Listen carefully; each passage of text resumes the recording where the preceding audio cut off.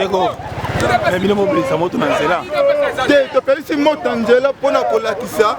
Bataliban keno, ba peuple congolais azana kanda ya buzoba oyo nani tilombo basali pour na président légitimement élu Martin Fayulu. Yango lelo toye ko mot d'ordre et pas siège pour na lobby peuple congolais nyoso na territoire nyoso azala mobiliser biso ine na coup. Soki bakangi Fayulu, bakangi na biso peuple.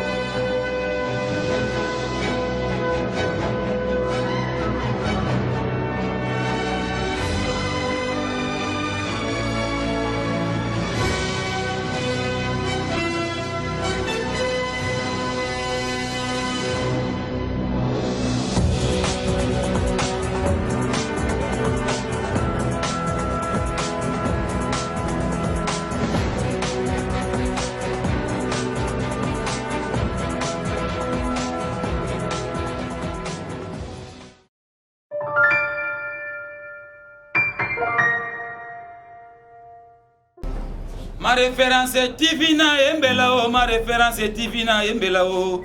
Yo yo yo yo yo yo yo. Ma référence est Tivina Embelao. Yo yo yo yo yo. Ma référence est Tivina Embelao. Yo. Ma référence. Ma référence. Ma référence TV. Référence oh. Et ma référence oh. Il est ma référence au TV, ma référence au TV, ma référence au TV.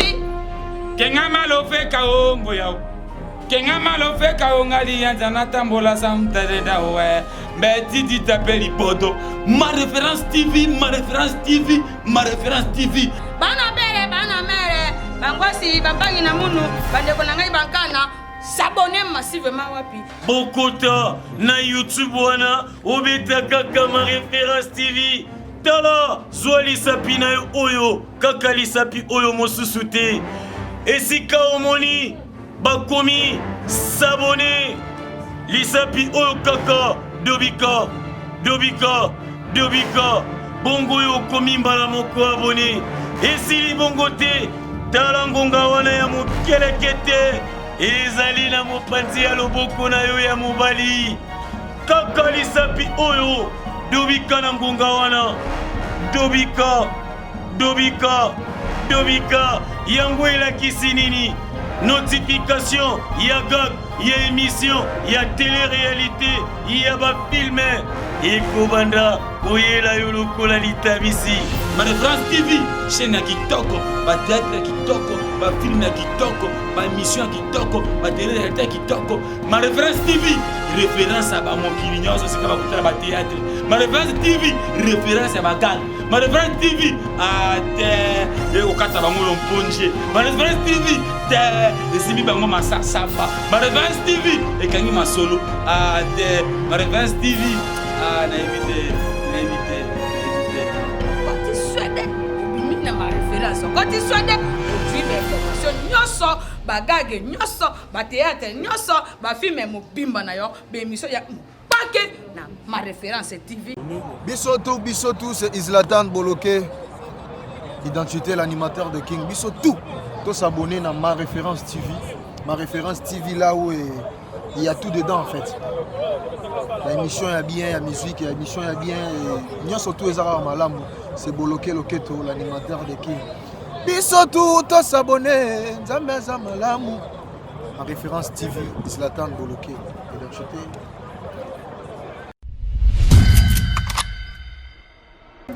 Hey, abonnez-vous massivement. Ma référence TV. Ça dit Kounande Torotala Makambuya solo. Je confirme Babi Tango fort de Falibou Palom Mayamboma. Hey, Petia Yamboma.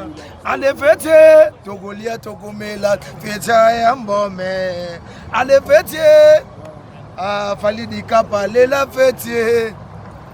Bisogno surtout total la chaîne Moko. Tous s'abonner, bisogno surtout. Ma référence TV quoi. Alfred Boyimba, Lula Fetier. Chia de Canton, Natalaga Fetier. Franka Paya, Lula Fetier, Renata.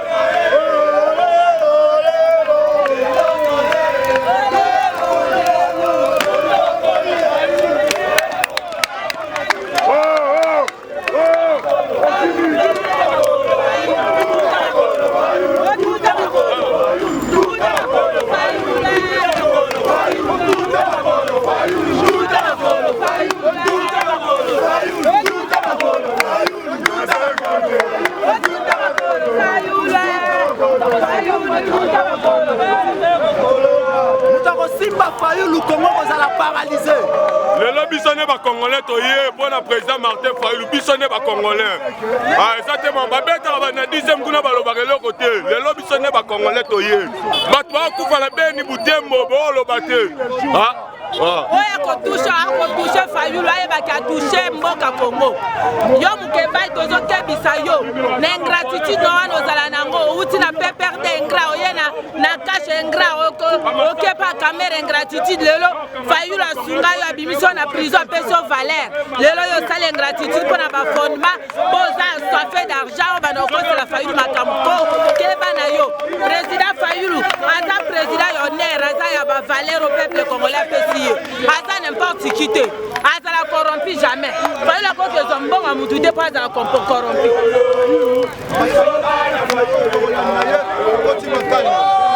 D'accord. Mais mobile ça moto na nzela. Te pelisi moto nzela pona kolakisa ba taliban keno ba peuple congolais aza na kanda ya buzoba oyo nani tilombo basali pona président légitimement élu Martin Fayulu. Yango lelo toye kozwa mot d'ordre et pas CG pona lobby peuple congolais nyonso na territoire nyonso azala mobiliser biso ine na cour soki bakangi Fayulu bakangi na biso peuple yango lelo toye kopesa bango avertissement kino lobby ekoyinda yango toye et puis tokebisi Fayulu asali nini bon soi-disant juge mboka na bino batineli Fayulu invitation en droit nous sommes épais des étudiants en droit batindaka convocation esika mutu oyo avandaka batineli Fayulu convocation na ndako nete epa Théodore Ngoyi esalemaka bongo te donc bajuge ya mboka na biso bameka mpe kotanga biso bien donc toyesi bango keno nani Maître Mukebai akeba na ye Maître Mukebai a frappé Martin Fayulu le bon matin. Maître Mukebai tozaki na lamuka pona ateka ba revi Maître Mukebai Fayulu apesa mbongo garantie ya ndaku Maître Mukebai Fayulu azwa ye na mwasi na ye bakangi ye mwasi azana fada ni awa koza mbongo lelo Maître Mukebai ena atanga te na ifasi gradué de biété Maître Mukebai asali ki tribalisme vu que aza muluba yango a région na kaiba luba mais abos na kena Mukebai finga Tilombo Mukebai finga Kabila Mukebai finga Kamere Mukebai finga Zakari lelo Mukebai alingi akoma mwana malamu Mukebai tobwaki na lamuka da Mukebai akeba na ye Mukebai zana fate na uzwa leba tu mabilo na nzela peuple congolais na buzoba o sali mais il faut bien aussi aller là na bandar depuis 9 heures hein nazalaki na bandal mais nazalaki na bandal wana nakomaki nde wana te même nazana bina ozwa réaction ya bato so na sisi nazo ya wana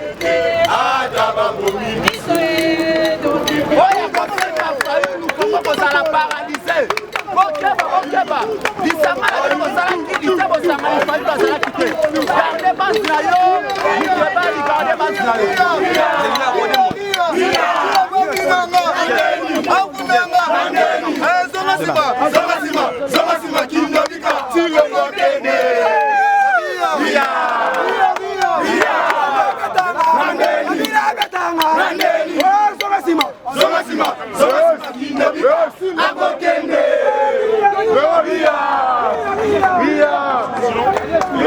peuple congolais atelemela pouvoir nyonso oyo ezwami na ndenge ya moyibi na ndenge ya lokuta yango omoni population bango moko ntango bayoki plainte convocation basali président Martin na parquet kuna na palais de justice peuple ye moko abandi kotelema donc vous comprendre que événement oyo bango bakanisi ke kobangisa biso epesi susu président élu makasi epesi peuple congolais makasi po atelema aréclamer susu victoire na ye po atelema donc actualité na Congo ezali convocation ya président élu bafourmi oyo basalaki makelele tant événement ya lelo efase bango toza na temps ya kolanda bato ya mike te bakosala makelele bino moko bomoni population alamuki topesi bango une semaine tokosenga une semaine ata 10 jours comme ça biso eside biso lamuka biso dynamique la vérité pour lui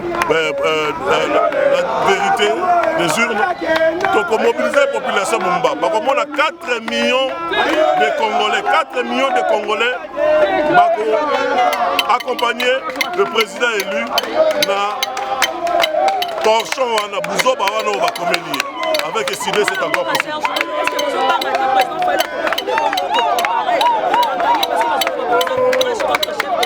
Écoutez, Papa Etienne Tshisekedi aloba coupe na muloko na ye amenele moi Kabila ligoté ici tomonaka convocation moko te lelo oyo mwana na ye oyo batie président na tricherie alingi atelemela lelo président Martin Fayulu bakokoka te 4 millions de Congolais toko accompagner président Bona victoire na biso et puis so batie tembe c'est l'occasion au peuple azoko appliquer article 64 de la constitution. Merci.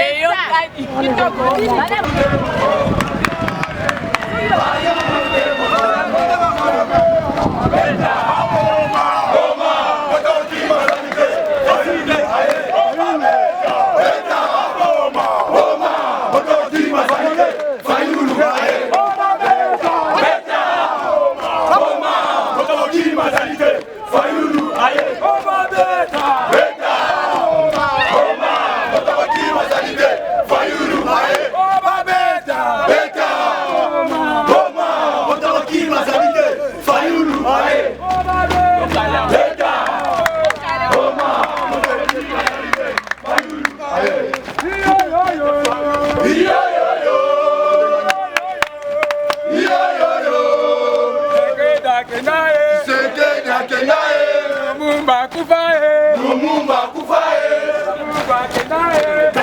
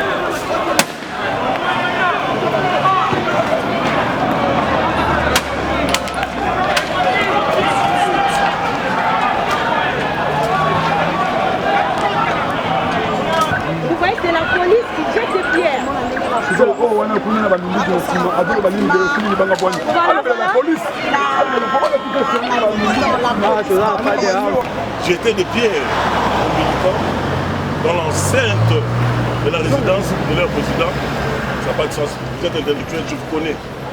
Moi, quand j'interviewais les journalistes, c'était comme ça là-bas. Voilà.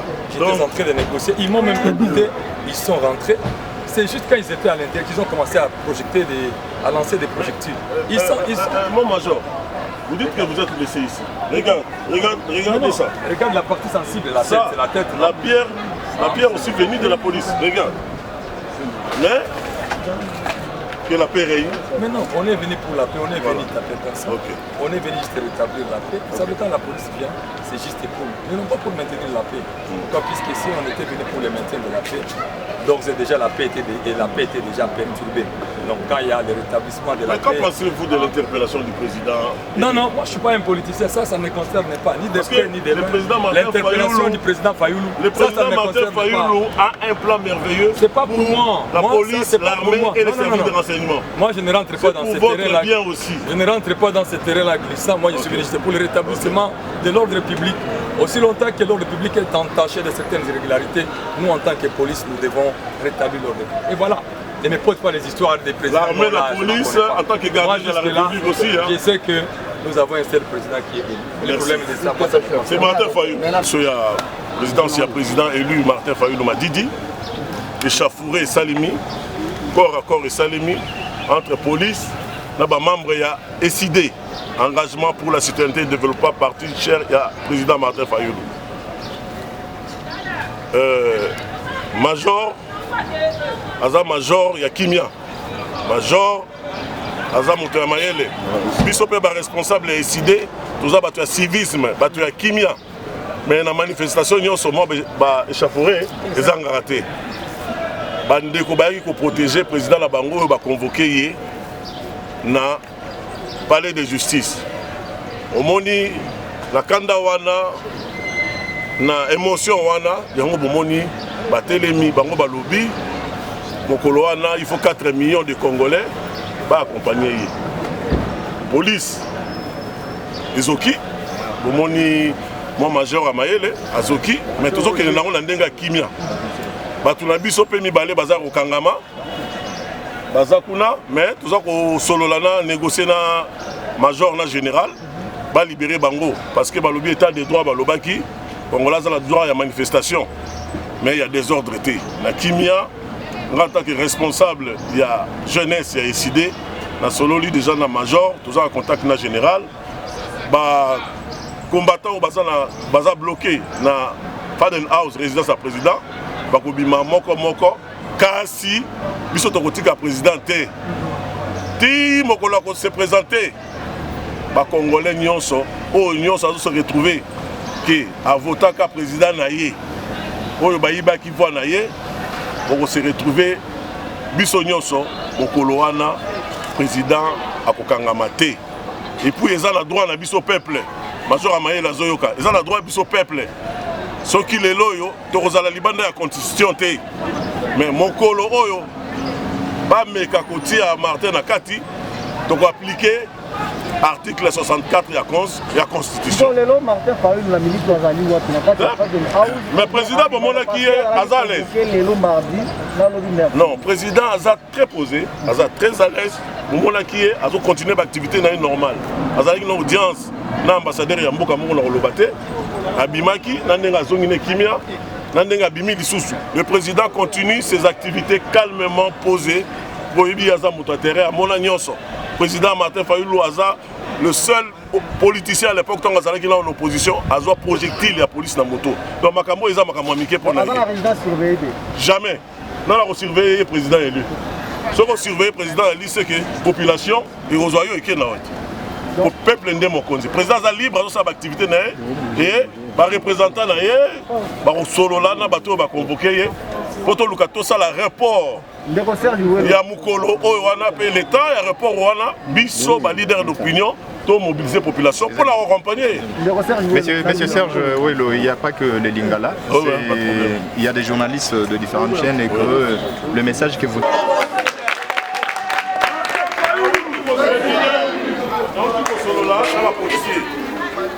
Kimi ekoti cheka comme garant balobi bakosimba mutu moko libanda te et puis tokosala yango boye bobima bino nyonso te ngamo na bisa bino esika bokende soki nazwi groupe ya ata ya 10 tobimi nabimisi bango calmement bango bakokonte sur ngai balobi ngai nde na bisa moko na se rassurer na moni 10 bakei balongwe awa po awa eza résidence ya président eza esika ya mosala bapapa na bamama balesaka bafamille na bango awa bamanifestation il faut tosala yango na siège donc faut comprendre le code 10-10 na bimisi moi transport voilà ngai moi transport opanzani bon et bon muto bakangaki wapi muto na biso bakangaki wapi muto na biso bakangaki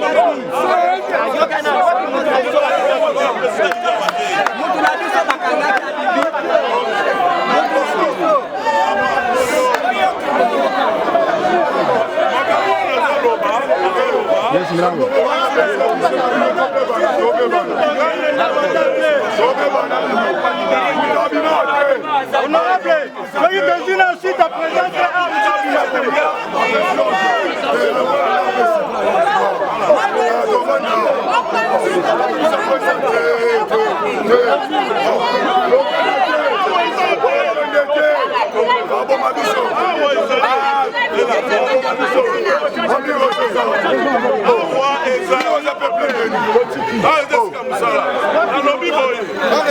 na négocier na bango alobi to bakobimisa ndamu ngai bango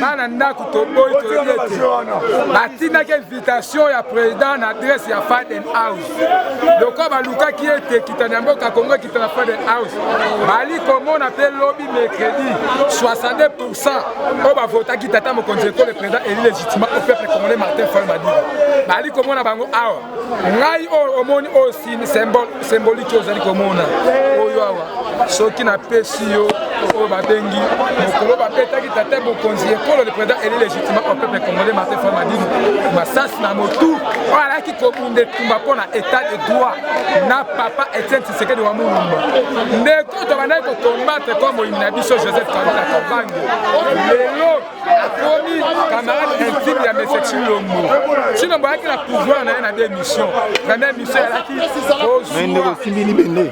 ndeko oyo alini bende akoboma moto te kasi oyo alini bende oyo ali kosymbolize oyo bokoko na biso ya Ngungu Pemba oyo bali komona chef kiambu apesanga libende oyo chafe 10 ans lelo kuta komona papa abotinga akenda mpona Fayulu lelo ngai nali kokombatre kaka toujours combat ya vérité des îles combat ya vrai état de droit combat ya vraie démocratie oyo tolitaki muta 37 ans de lutte ndeko ekamusanga mwa moke ntango namona ba IDPS bali kolobaki oyo biso tokombatre Joseph Kabila pendant 37 ans ndeko 37 ans de lutte alaki na tata mokonzi ekolo le président eli légitimement au peuple congolais Martin Fayulu Madidi oyo ali tata mokonzi ekolo toli koyoka ndeko Mike Mukeba akolobeke lobeke lobela akomoneke président légitimement lokola wenge musika kasi ngai nali koavertir ndeko Mike Mukeba nali kozongisa ye soki ali koyeba te peuple atikalaka kobosana te abosani biso totiela mwasi na ye bacontribution babonza kuna mpona ntina ete ye Mukeba azala lelo libanda Mukebai nali koyeso bisiko ali somba kimia $1 million oyo bapesi yo elengisa yo te bangisa yo te eyinisa yo mokonzi na yo te Mukebai osisi carrière politique na osalinga mpasi monsieur le journaliste eli kosalanga mpasi te nali komona bayi bakongomani bakokufeke ndeko Chilombo ayo te ekoyisa biso abo abi na discours de la nation na ye alobi ete boye abi natie nzoto nanga en jeu na este ya mboka soki moto akokufa akokutana na nga ndeko bayi este bakoleleke mikolo nyonso bakobomeke bana kelasi bakosalaka baexamen bakosiliseke bato kasi yango boyali komona ngai oyo nabengaka fou de Fayulu ali mwana chango nalengaka moto te parce que mbetu ya Fayulu atata mokonzi ekolo mercredi lokola babengi tata ekutana ya mboka Kongo kuna na cour oyo babengi yango ya lokuta biso tokokota deuxième kimario te na ndeko Kabila yango ali citoyen congolais comme bacitoyen congolais nyonso ayaki kotala tata ekutana ya mboka Kongo le président élu légitimement au peuple congolais Martin Fayulu. C'est image. Donc si on est dans le tour tout complété.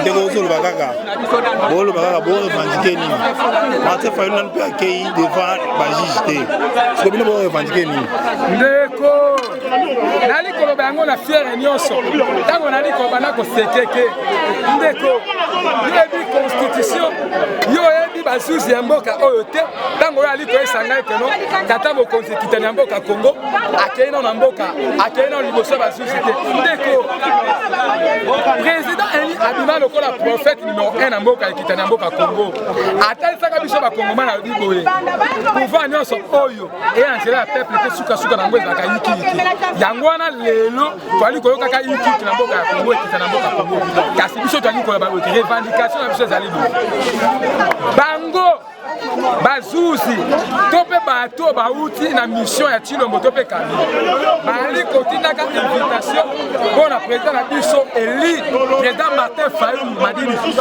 oyo alaki eli na 62% liboso ya peuple mpe liboso ya Nzambe ndeko tolobi ete epesi biso kanda baoyo bakendaki kotika plainte to baoyo babengisaki biso esengeli na bango baretire invitation na bango soki bali koluka problème te bainvite to mpe baretire invitation bango basu soki te président na biso problème pa mboka epeli moto oyo ekoya eya soki na kisi tokokota soki na mandoka tokosimba mpona koarranger souveraineté ya peuple yango wana ezalaki nango.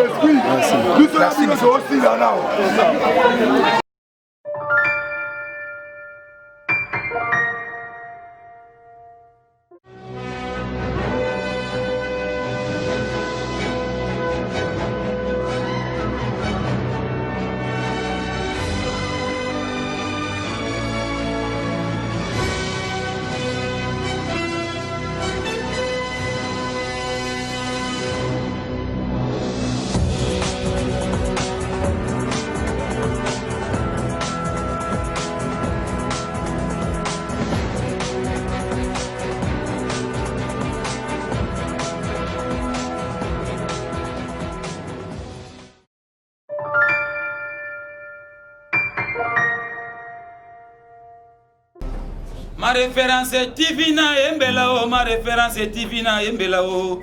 Yo yo yo yo yo yo yo. Ma référence est Tivina Embelao. Yo yo yo yo yo. Ma référence est Tivina Embelao. Yo. Ma référence. Ma référence. Ma référence TV. Référence oh. Et ma référence oh. Il est ma référence au TV, ma référence au TV, ma référence au TV. Kenga malo fe kao ngoya. Kenga malo fe kao ngali yanzana tambola samtade da we. Mbeti di tapeli poto. Ma référence TV, ma référence TV, ma référence TV. Bana mere, bangwasi babangi na munu, bandeko na ngai bankana. S'abonner massivement wapi. Bokota na YouTube wana obeta kaka ma référence TV. Tala Zwali Sapi na oyo kaka lisapi oyo mosusu te. Esika omoni bakomi s'abonner lisapi oyo kaka dobika bongo yo komi mbala moko abonné. Esili bongo te tala ngonga wana ya mokelekete.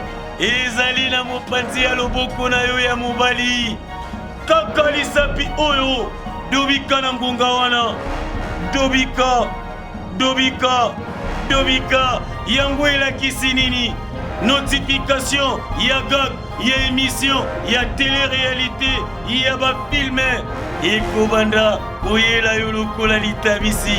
Ma référence TV, chaîne ya kitoko, théâtre ya kitoko, film ya kitoko, émission ya kitoko, télé-réalité ya kitoko. Ma référence TV, référence à mokili nyonso sika bakutala ba théâtre.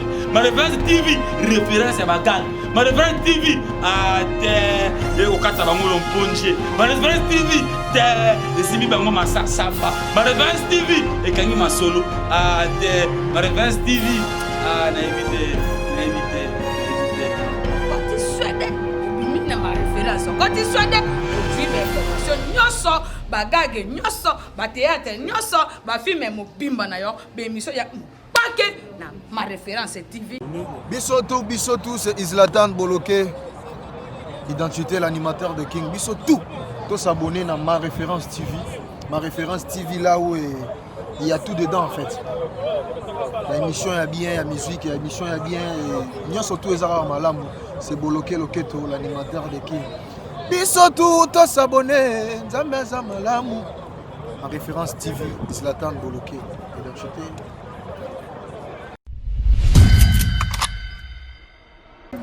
Hey, abonnez-vous massivement. Ma référence TV. Ça dit qu'on a net retard makamouya solo. Je confirme Babi Tango fort de Falibou Palom Mayamboma. Hey, fête Yamboma. Allez fête Togolia Togomela. Fête Yamboma. Allez fête. Ah, Falidi Kapa, Lela fête. Bisogno surtout total la chaîne moko. Tous s'abonner, bisogno surtout. Ma référence TV quoi.